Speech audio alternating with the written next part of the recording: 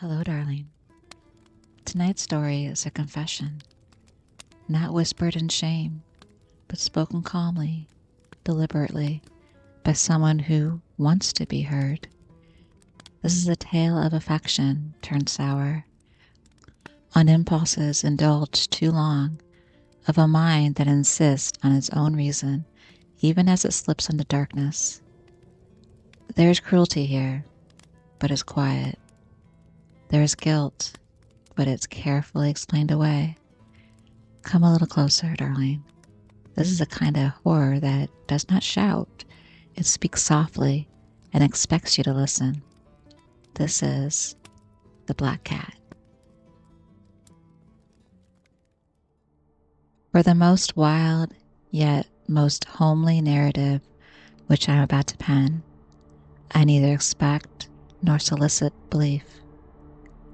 Mad indeed would I be to expect it, in a case where my very senses reflect their own evidence. Yet mad I am not, and very surely I do not dream, but tomorrow I die, and today I would unburden my soul. My immediate purpose is to place before the world, plainly, succinctly, and without comment, a series of mere household events. In their consequences, these events have terrified, have tortured, have destroyed me, yet I will not attempt to expound them. To me, they present a little but horror. To many, they will seem less terrible than Baroque's. Hereafter, perhaps, some intellect may be found which will reduce my phantasm to the commonplace, some intellect more calm, more logical, and far less excitable than my own, which will perceive in the circumstances I detail with awe nothing more than an ordinary succession of very natural causes and effects. From my infancy, I was noted for the docility and humanity of my disposition. My tenderness of heart was even so conspicuous as to make me the jest of my companions. I was especially fond of animals, and was indulged by my parents with a great variety of pets. With these I spent most of my time, and never was so happy as when feeding and caressing them. This peculiarity of character grew with my growth, and in my manhood I derived from it my principal source of pleasure. To those who have cherished an affection for a faithful and sagacious dog, I need hardly be at the trouble of explaining the nature or the intensity of the gratification thus derivable. There is something in the unselfish and self-sacrificing love of a brute which goes directly to the heart of him who has had frequent occasion to test the paltry friendship and gossamer fidelity of mere man. I married early, and was happy to find my wife a disposition not uncongenial with my own. Observing my partiality of domestic pets, she lost no opportunity of procuring those of the most agreeable kind. We had birds, goldfish, a fine dog, rabbits, a small monkey, and a cat. This latter was a remarkably large and beautiful animal, entirely black, and sagacious of an astonishing degree. In speaking of his intelligence, my wife, who at heart was not a little tinctured with superstition, made frequent allusion to the ancient popular notion which regards all black cats as witches in disguise. Not that she was ever serious upon this point, and I mention the latter at all for no better reason than that it happens, just now, to be remembered. Pluto, this was the cat's name, was my favorite pet and playmate. I alone fed him, and he attended me wherever I went about the house. It was even with difficulty that I could prevent him from following me through the streets. Our friendship lasted in this manner for several years, during which my general temperament and character, through the instrumentality of the fiend intemperance, had, I blush to confess it, experienced a radical alteration for the worse. I grew, day by day, more moody, more irritable, more regardless of the feelings of others. I suffered myself to use intemperate language to my wife. At length, I even offered her personal violence. My pets, of course, were made to feel the change of my disposition. I not only neglected, but ill-used them. For Pluto, however, I still retained sufficient regard to restrain me from maltreating him, as I had made no scruple of maltreating the rabbits, the monkey, or even the dog, when by accident or through affection they came in my way. But my disease grew upon me, for what disease is like alcohol? And at length even Pluto, who was now becoming old and consequently somewhat peevish, even Pluto began to experience the effects of my ill temper. One night, returning home, much intoxicated from one of my haunts about town, I fancied that the cat avoided my presence. I seized him. Then, in his fright at my violence, he inflicted a slight wound upon my hand with his teeth. The fury of a demon instantly possessed me. I knew myself no longer. My original soul seemed at once to take its flight from my body, and a more than fiendish malevolence, gin-nurtured, thrilled every fiber of my frame. I took from my waistcoat pocket a penknife. I opened it, grasped the poor beast by the throat, and deliberately cut one of its eyes from the socket. I blush, I burn, I shudder while I pen the damnable atrocity. When reason returned with the morning, when I had slept off the fumes of the night's debauch, I experienced a sentiment half of horror, half of remorse, for the crime of which I had been guilty, but it was at best a feeble and equivocal feeling, and the soul remained untouched. I again plunged into excess, and soon drowned in wine all memory for the deed. In the meantime, the cat slowly recovered. The socket of the lost eye presented, it is true, a frightful appearance, but he no longer appeared to suffer any pain. He went about the house as usual, but, as might be expected, fled in extreme terror at my approach. I had so much of my old heart left as to be able to first grieve by this evident dislike on the part of a creature which had once so loved me. But his feelings soon gave place to irritation, and then came, as it is to my final and irrecoverable overthrow, the spirit of perverseness. Of this spirit philosophy takes no account. Yet I am not more sure that my soul lives than I am that perverseness is one of the primitive impulses of the human heart, one of the invisible primary faculties of sentiments, which, given direction to the character of man, who has not 100 times found himself committing a vile or silly action for no other reason than because he knows he should not. Have we not a perpetual inclination in the teeth of our best judgment to violate that which is law, merely because we understand it to be such? The spirit of perverseness, I say, came to my final overthrow. It was this unfathomable longing for the soul to vex itself, to offer violence to its own nature, to do wrong for the wrong's sake only, that urged me to continue and finally to consummate the injury I had inflicted upon the unoffending brute. One morning,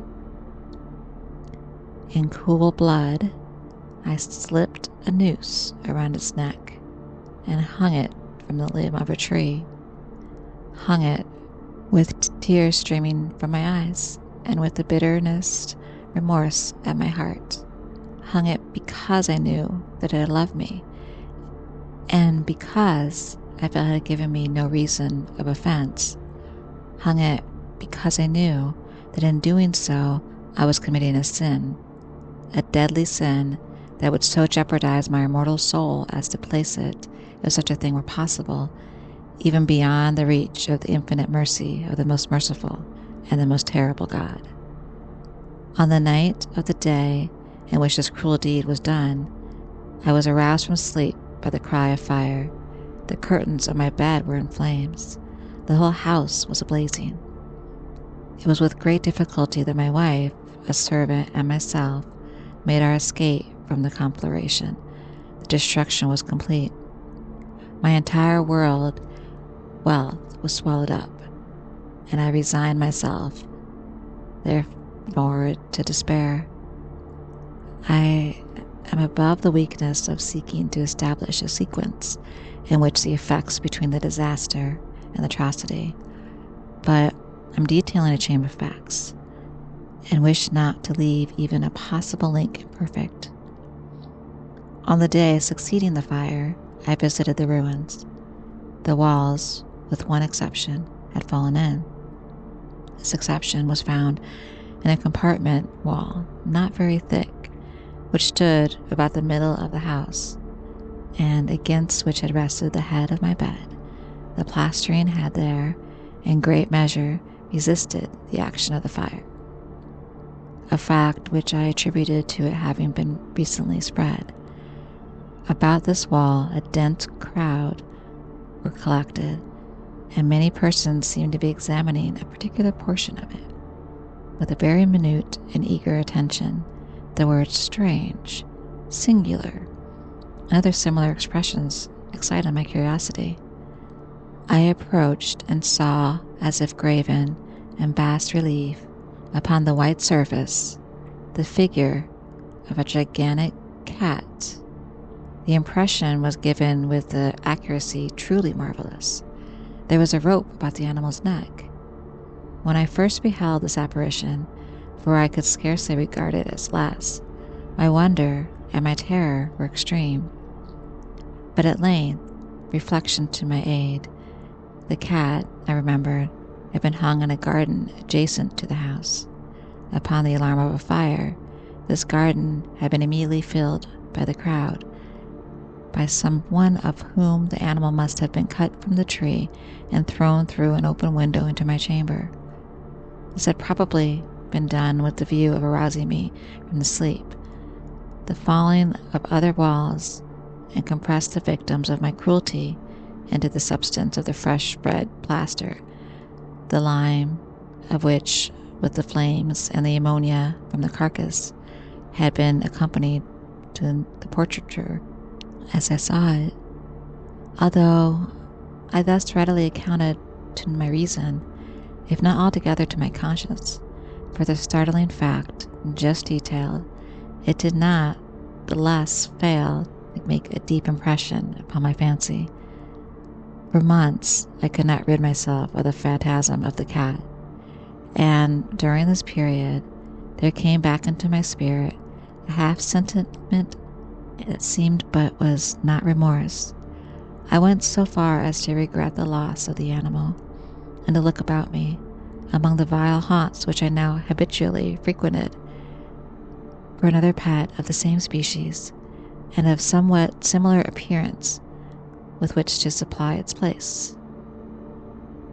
One night, as I sat half stupefied in a den of more than infamy, my attention was suddenly drawn to some black object reposing from the head of one of the immense hogsheads of gin, or of rum, which constituted the chief furniture of the apartment.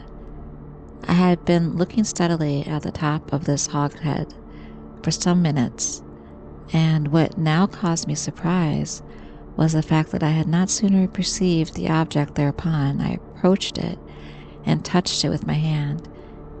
It was a black cat, a very large one, fully as large as Pluto, and closely resembling him in every respect but one. Pluto had not a white hair upon any portion of his body, but this cat had a large, although indefinite, splotch of white, covering nearly the whole region of the breast. Upon my touching him, he immediately arose, purred loudly, rubbed against my hand, and appeared delighted with my notice. This, then, was the very creature of which I was in search. I at once offered to purchase it of the landlord, but this person made no claim to it, knew nothing of it, and had never seen it before. I continued my caress, and when I prepared to go home, the animal evinced a disposition to accompany me. I permitted it to do so, occasionally stooping and patting it as I proceeded. When it reached the house, it domesticated itself at once, and became immediately a great favorite with my wife. For my own part, I soon found a dislike to it arising within me. This was just the reverse of what I had anticipated, but I know not how or why it was. Its evident fondness for myself rather disgusted and annoyed. By slow degrees, these feelings of disgust and annoyance rose to the bitterness of hatred. I avoided the creature a certain sense of shame, and the remembrance of my former deed of cruelty prevented me from physically abusing it. I did not, for some weeks, strike or otherwise violently ill-use it, but gradually, very gradually, I came to look upon it with unutterable loathing, and to flee silently from its odious presence, as from the breath of a pestilence. What added no doubt to my hatred of the beast was the discovery on the morning after I brought it home that, like Pluto, it also had been deprived of one of its eyes. This circumstance, however, only endeared it to my wife, who, as I'd already said, possessed in a high degree that humanity of feeling which had once been my distinguishing trait and the source of many of my simplest and purest pleasures. With my aversion to this cat, however, its partially for myself seemed to increase.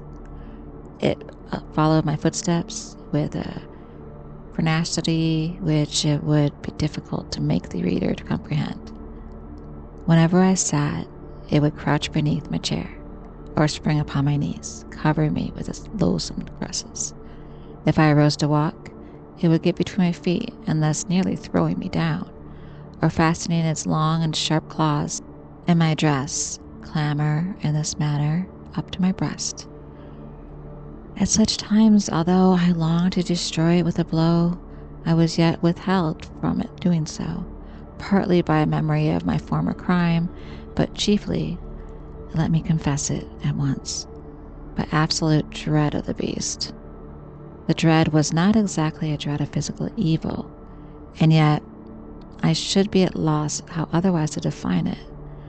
I'm almost ashamed to own, yes, even in this felon's cell, I'm almost ashamed to own that the terror and horror with which this animal inspired me had been heightened by one of the merest chimeras it could be possible to conceive.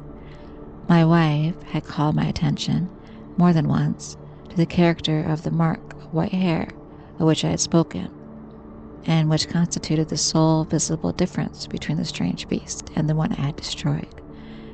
The reader will remember that this mark, although large, had been originally very indefinite, but by slow degrees nearly imperceivable, and which for a long time my reason struggled to reject as fanciful, it had at length assumed a rigorous distinctness of outline. It was now the representation of an object that I shuddered to name, and for this, above all, I loathed and dreaded, and would have rid myself of the monster had I dared. It was now, I say, the image of a ghastly thing, of the gallows, of a mournful and terrible engine of horror and of crime, of agony and of death. And now was I indeed wretched beyond the wretchedness of mere humanity. and a brute beast whose fellow I had contemptuously destroyed. A brute beast to work out for me a man, fashioned in the image of the high God. So much of insufferable woe. Alas, neither by day nor by night knew I the blessing of the rest any more. During the former, the creature left me no moment alone, and in the latter, I started hourly from dreams of unutterable fear to find the hot breath of the thing upon my face, and its vast weight of incarnate nightmare that I had no power to shake off, encumbrant eternally upon my heart. Beneath the pressure of torments such as these, the feeble remnant of good within me succumbed. Evil thoughts became my sole intimates, the darkest and most evil of thoughts. The moodiness of my usual temper increased to hatred of all things and all mankind, while from the sudden, frequent, and ungovernable outburst of a fury to which I now blindly abandoned myself, my uncomplaining wife, at last, was the most usual and the most patient of sufferers. One night she accompanied me upon some household errand into the cellar of the old building, which our poverty compelled us to inhabit. The cat followed me down the steep stairs, and nearly throwed me headlong, exasperated me of madness. Uplifting an axe, and forgetting in my wrath the childish dread which had hitherto stayed my hand, I aimed a blow at the animal, which of course would have proved instantly fatal had it descended as I wished. But this blow was arrested by the hand of my wife. Goaded by the interference into a rage more than demoniacal, I withdrew my arm from her grasp and buried the axe in her brain. She fell dead upon the spot with a groan. This hideous murder accompanied, I set myself forthwith, and with entire deliberation, to the task of concealing the body. I knew that I could not remove it from the house, either by day or by night, without the risk of being observed by the neighbors. Many projects entered my mind. At one period, I thought of cutting the corpse into minute fragments and destroying them by fire. At another, I resolved to dig a grave for it in the floor of the cellar. Again, I deliberated about casting it into the well of the yard, about packing it in a box as if merchandise, with the usual arrangements, and getting a porter to take it from the house. Finally, I hit upon what I considered a far better expedient from either of these. I determined to wall it up in the cellar, as the monks of Middle Ages are recorded to have walled up their victims. For a purpose such as this, the cellar was well adapted. Its walls were loosely constructed, and had lately been plastered throughout with a rough plaster, which the dampness of the atmosphere had prevented from hardening.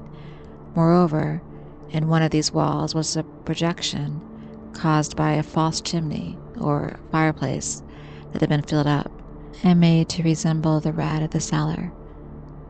I made no doubt that I could readily displace the bricks at this point, insert the corpse, and wall the whole thing back up as before, so that no eye could detect anything suspicious.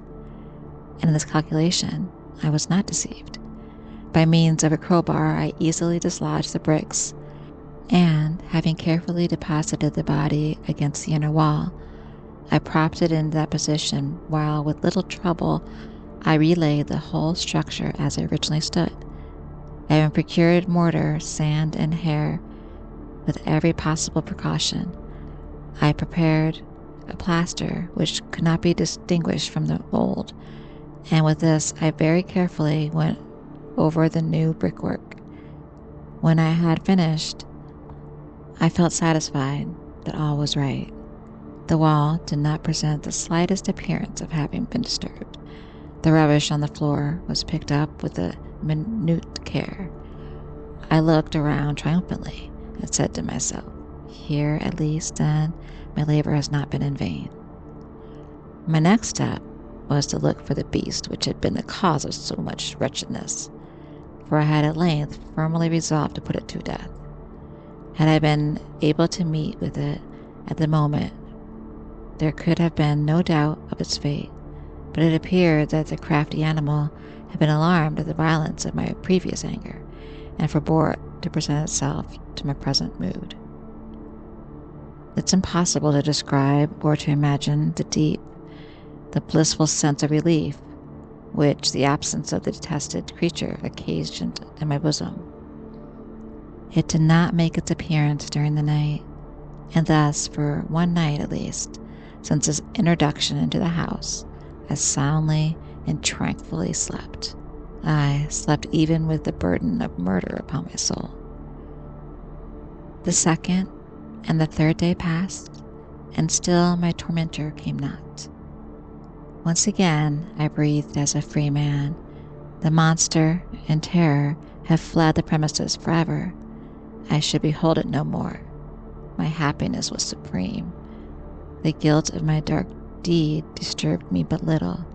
Some few inquiries had been made, but these had been readily answered.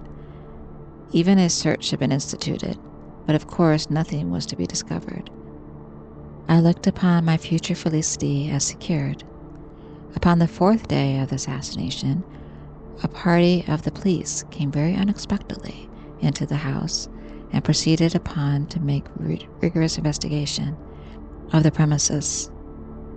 Secure, however, in the inscrutably of my place of concealment, I felt no embarrassment whatsoever. The officers made me accompany them in their search. They left no nook or corner unexplored.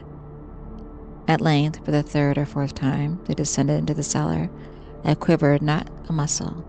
My heart beat calmly, as that of one who slumbers in innocence.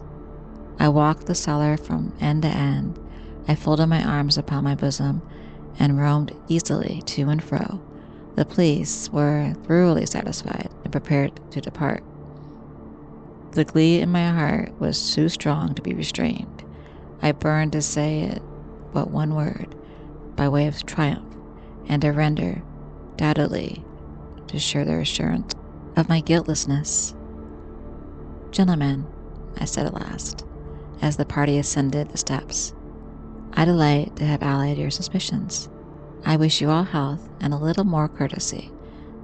By the by, gentlemen, this is a very well constructed house." And the rapid desire to say something easily, I scarcely knew what I uttered at all.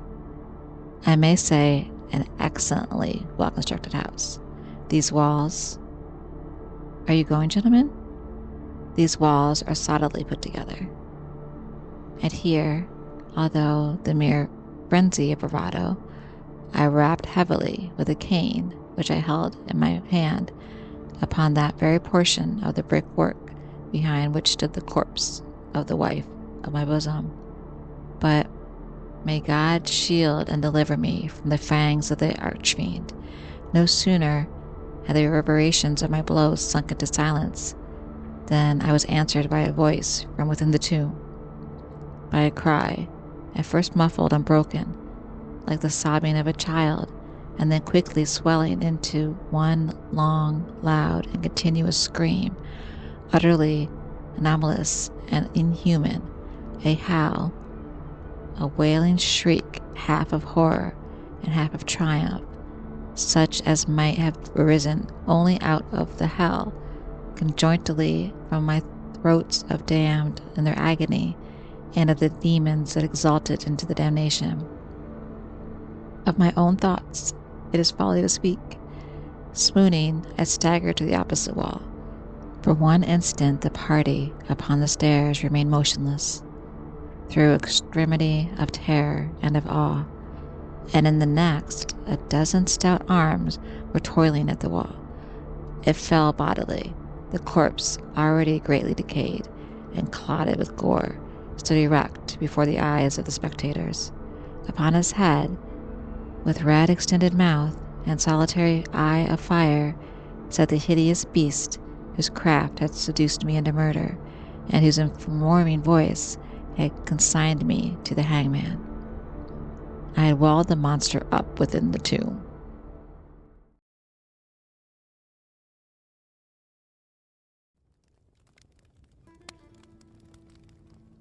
And so the truth reveals itself, not through remorse, but through inevitability. Some sins do not beg forgiveness. They wait. They press against the walls of the mind, against the silence, until they are finally heard. If this story unsettled you, darling, if it's lingering a little too long, remember, the most frightening confessions are the ones told without regret. Good night, darling. Rest now.